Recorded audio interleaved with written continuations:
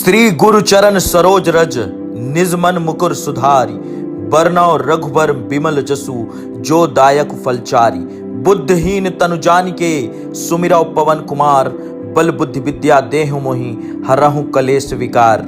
हनुमान जयंती की आप सबको बहुत सारी शुभकामनाएं।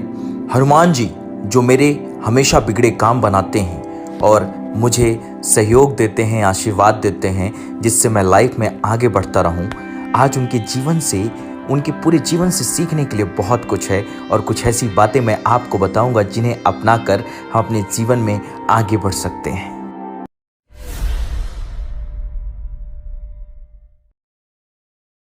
पहली बात, संघर्ष करते रहना। होता क्या है कि जब सीता माँ का पता कराने के लिए हनुमान जी समुद्र के रास्ते जा रहे होते हैं तो उनको कई बार समस्याओं का सामना करना पड़ा। सुरसा और सिंगिका नाम की राक्षसिनियों ने हनुमान जी को समुद्र पार करने से रोकना चाहा था, लेकिन बजरंगबली नहीं रुके और लंका पहुंच गए। हमें भी कदम कदम पर ऐसी संघर्षों का, मुसीबतों का सामना करना पड़ेगा, लेकिन हमें संघर्षों से ना डरते हुए अपने लक्ष्य की ओर बढ़ते रहने की सीख हनुमान जी से जरूर लेनी चाहिए। हनुमान जी से हम लोक कल्याण की भावना लाना भी सीख सकते हैं। हनुमान जी का अवतार भगवान श्री राम के काम के लिए ही हुआ था। श्री राम का काम यानी रावण का अंत करके तीनों लोगों को सुखी करना। हनुमान जी ने श्री राम का साथ दिया। हमें भी हनुमान जी से यह प्रेरणा लेनी चाहिए कि जो लोग अच्छा काम कर रहे हैं और समाज सेवा का काम कर रहे हैं, हम उनका साथ दें। अगली बात जो हमें हनुमान जी से सीखना चाहिए कि जब तक काम पूरा ना हो जाए, आराम नहीं करना है। रामचरितमानस में सुंदरकांड का एक प्रसंग है। हनुमान जी समुद्र लाग रहे होते हैं। समुद्र ने सोचा कि ये श्री हरि का काम करने जा रहे हैं, थक ना जाएं, इसलिए समुद्र के तल में रहने वाले मेनाक पर्वत से कहा कि तुम ऊपर जाओ और हनुमान को अपने ऊपर विश्राम करने के लिए जगह दो। मेनाक तत्काल ऊपर आया और उसने हनुमान जी से कहा कि आप थोड़ा विश्राम कर लीजिए। हनुमान जी ने विश्राम नहीं किया, लेकिन मेनाक के आग्रह को टाला भी नहीं। उन्होंने अपने हाथ से मेनाक को छूकर उनके आग्रह का मान रख लिया और कहा कि जब तक श्री राम का काम ना हो जाए, मैं विश्राम नहीं कर सकता। यदि किसी भी कामयाबी का क्रेडिट आप खुद की बजाय अपने मेंटोर्स को देंगे, अपनी टीम को देंगे, तो आपको लोग ज्यादा प्यार करेंगे। जब सीता जी का समाचार लेकर वो पूरी तरह से कुशलता के साथ भगवान श्री राम के पास पहुंचे तो हर तरफ उनकी प्रशंसा हो रही थी, लेकिन उन्होंने अपने पराक्रम का कोई भी गुणगान प्रभु श्री राम को नहीं सुनाया। यह हनुमान जी का बड़प्पन था, जिससे वह अपने बल का सारा श्रेय प्रभु श्री राम के आशीर्वाद को दे रहे थे। प्रभु श्री राम ने जब उनकी बातें सुनी तो वो अति प्रसन्न हुए, उनके व्यक्तित्व के कायल हो गए।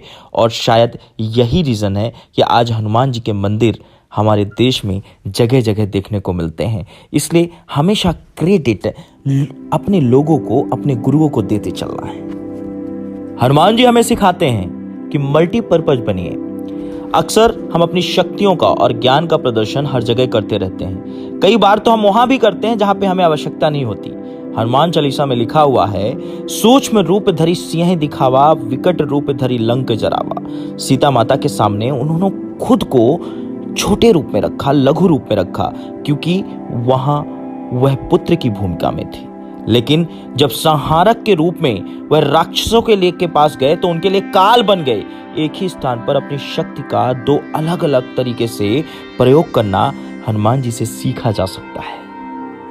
एक और बेहतरीन बात जो हनुमान जी से सीखना चाहिए कि लक्ष्य हासिल करने के लिए कभी कभी झुकना भी पड़ता है। समुद्र को लागते समय जब सुरसा ने हनुमान जी को बीच रास्ते में रोक लिया और खाने की जब जिद करने लगी, तब हनुमान जी उसको समझाते हैं कि वो प्रभु श्री राम के काम के लिए जा रहे हैं, जब वो लौट करके आएंगे तब खा लीजिएगा।